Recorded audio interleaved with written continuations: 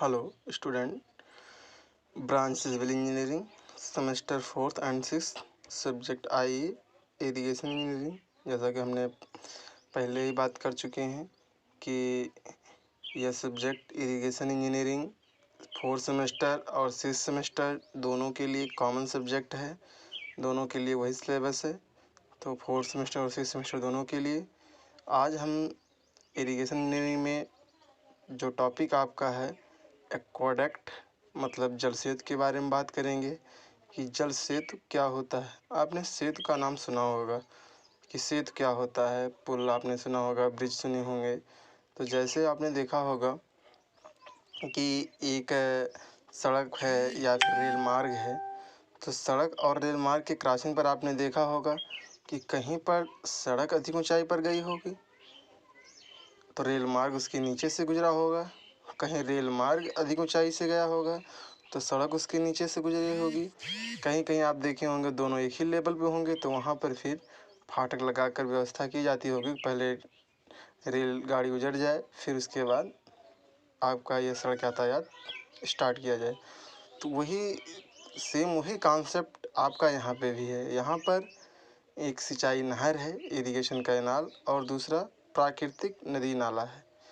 अब अगर दोनों के रास्ते में अगर कहीं मान लीजिए इरिगेशन कैनाल गई है, सिंचाई नहर गई है, और उसी रास्ते कहीं पर उसको प्राकृतिक नदी नाले को क्रॉस करना है, तो इसके लिए आपको कुछ न कुछ स्ट्रक्चर बनाने पड़ेंगे ना, संरचनाएं तैयार करनी पड़ेगी। या तो नदी नाले को नीचे से गुजरना पड़ेगा, नहर को ऊपर से, सिंचाई नहर को, या सिंचाई नहर को ऊपर से निकालना पड़ेगा तो नदी नाले को नीचे से, या दोनों को एक ही तल पर। तो वही चीज़ आपको उसी कॉन्सेप्ट पे आपको यहाँ पे रीड करना है। तो सबसे पहले हम बात करते हैं कि एक्वाडक्ट है क्या, जल सेतु है क्या। तो एक्वाडक्ट जल सेतु जब सिंचाई नहर को किसी नदी नाले के ऊपर से पार किया जाता है, मतलब इरिगेशन कैनाल क्या होगी, प्राकृतिक नदी नाले के ऊपर होगी, तो जो संरचना बनेगी उस संरचना को हम क्या कहते हैं, जल सेतु कहते हैं।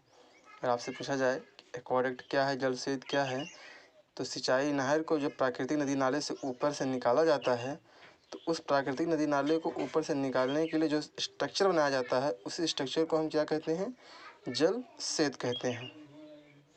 अब प्रश्न ये उठता है कि जो जल सेतु बनता है, एक्वाडक्ट बनता है, वो जल सेतु कहाँ बनता है।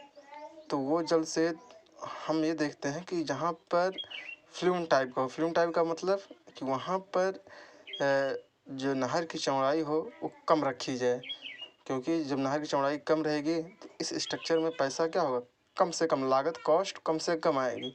तो साधारण प्रकार के जल सेतु में नहर तथा नाले दोनों चैनलों का पानी स्वतंत्र रूप से वायुमंडलीय दाब पर फ्लो होता है।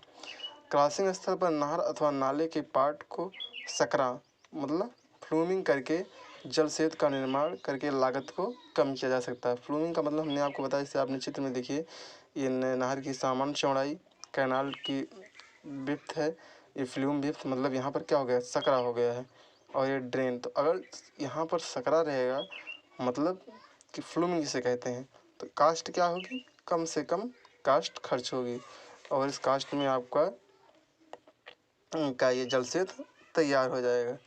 तो आप समझ गए। अगर आपसे पूछा जाए कि जल सेतु क्या है या जल सेतु का निर्माण कहाँ किया जाना चाहिए, तो जल सेतु का निर्माण वहाँ किया जाना चाहिए जहाँ नहर की सामान्य चौड़ाई से कम हो, अर्थात फ्लूमिंग हो। वहाँ पर हमें, या सकरा जिसे हम कहते हैं हिंदी में, फ्लूमिंग या सकरा हो, वहाँ पर जल सेतु का निर्माण किया जाता है। और पूछा जाए जल सेतु है क्या, तो सिंचाई नहर को किसी नदी नाले के ऊपर से जब पार किया जाता है तो उसे हम संरचना को क्या कहते हैं, एक्वाडक्ट या जल सेतु कहते हैं। अब बात उठती है कि टाइप्स ऑफ एक्वाडक्ट, जल सेतु के प्रकार, जल सेतु कितने प्रकार के होते हैं। तो जल सेतु के प्रकार, टाइप्स ऑफ एक्वाडक्ट। तो निर्माण की दृष्टि से जल सेतु निम्न 3 प्रकार के होते हैं।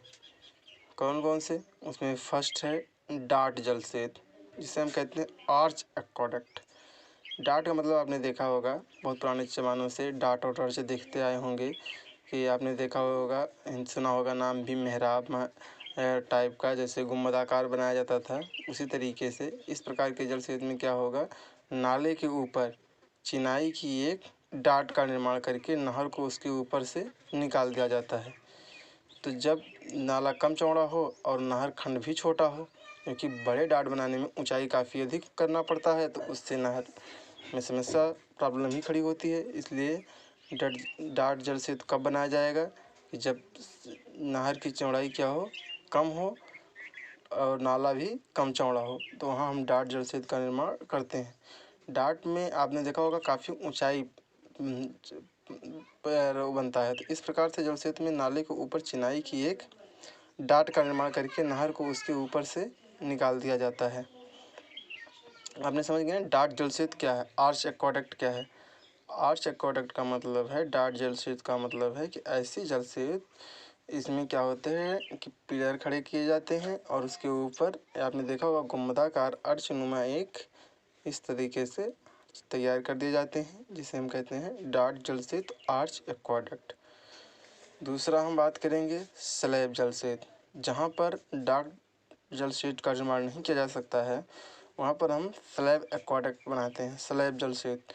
जहाँ डाट का निर्माण कठिन पड़ता है, वहाँ पर स्तंभों के ऊपर डाट के स्थान पर क्या करते हैं, आरसीसी, रेनफोर्स सीमेंट कंक्रीट, प्रबलित सीमेंट कंक्रीट की स्लैब डाली जाती हैं। जहाँ नहर तथा नाले दोनों के अपेक्षाकृत अंतर बहुत कम होता है, वहाँ स्लैब प्रकार का जल सेतु का उपयुक्त रहता है। स्लैब नाले के उच्च बाढ़ तल, हाई फ्लोड लेवल से ऊपर रहना चाहिए, कि जिससे कभी भी मान लीजिए बाढ़ के समय भी उस स्लैब के ऊपर से पानी का फ्लो ना हो। तो स्लैब एक्वाडक्ट, जहाँ डाट का निर्माण करना कठिन पड़ता है, वहाँ प्रास्तंभों के ऊपर डाट के स्थान पर प्रबलित सीमेंट कंक्रीट की स्लैब डाली जाती है। जहाँ नहर तथा नाले दोनों के तलों में अपेक्षाकृत अंतर कम होता है, वहाँ स्लैब प्रकार का जल सेतु उपयुक्त रहता है। स्लैब नाले के उच्च बाढ़ तल, हाई फ्लोड लेवल के ऊपर रखना चाहिए। तीसरा है पाइप जल सेतु। छोटी नहर, रजवाहे अथवा गूल को नाले से पार ले जाने के लिए पाइप जल सेतु उत्तम और सरल पड़ता है। आपने देखा होगा कि क्रॉसिंग पे या रोड वगैरह पे आपने देखा होगा कि पाइपें डाल दी जाती हैं, तो उसे कहते हैं पाइप एक्वाडक्ट, पाइप जल सेतु, क्योंकि ये सस्ता पड़ता है और छोटे कैनाल के लिए, माइनर इरिगेशन या माइनर कैनाल जो भी हैं, छोटी नहर तथा रजवाहे अथवा गूल को नाले से पार ले जाने के लिए पाइप जल सेतु उत्तम, सरल और सस्ता पड़ता है। नाले के ऊपर ढलवा लोहे अथवा प्रबलित सीमेंट कंक्रीट की उपयुक्त व्यास का पाइप डालकर सिंचाई जल को नाले से पार ले जाया जाता है। तो कहने का मतलब पाइप जल सेतु में आपको पता हो गया कि पाइप में क्या होगा कि एक जैसे मान लीजिए कैनाल से पानी रजवाही या माइनर इरिगेशन में जाना है, तो पाइप डालकर उससे क्रॉसिंग करवा देंगे।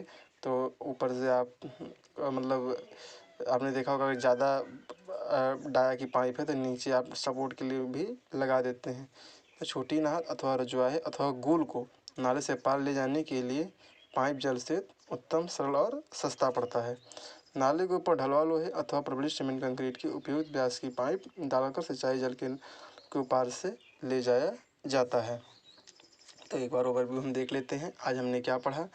तो हमने आज एक्वाडक्ट के बारे में, जल सेतु के बारे में पढ़ा। जल सेतु है क्या, तो जल सेतु के बारे में हम बता दें कि जब सिंचाई नहर को किसी भी नदी नाले के ऊपर से ले जाया जाता है, तो उस संरचना को हम क्या कहते हैं, जल सेतु कहते हैं। ठीक, जल सेतु कहाँ पर बनाया जाता है, जहाँ पर नहर की सामान्य चौड़ाई से क्या हो, नैरो हो, सकरा हो, वहाँ पर हम जल सेतु का निर्माण करते हैं। जल सेतु कितने प्रकार के होते हैं, तो जल सेतु टाइप्स ऑफ एक्वाडक्ट 3 प्रकार के होते हैं मुख्य रूप से।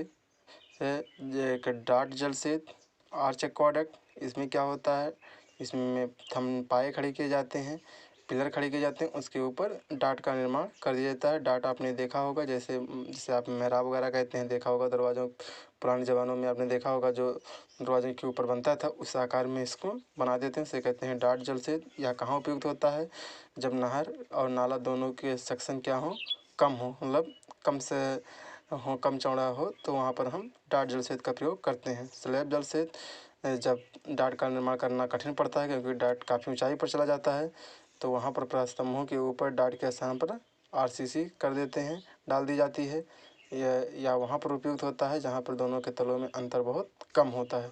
पाइप जल से छोटी नहर तथा रजवाहे अथवा अगूल को नाले से पार ले जाने के लिए पाइप जल से उत्तम, सरल और सस्ता पड़ता है। नाले के ऊपर ढलवा लोहे अथवा प्रवेश कंक्रीट की उपयुक्त व्यास की पाइप डालकर पानी को क्रॉस करवा दिया जाता है। तो इस तरीके से आपने एक्वाडक्ट के बारे में आज रीड कर लिया। अब नेक्स्ट दिन नेक्स्ट टॉपिक पर बात करेंगे। Thank you so much.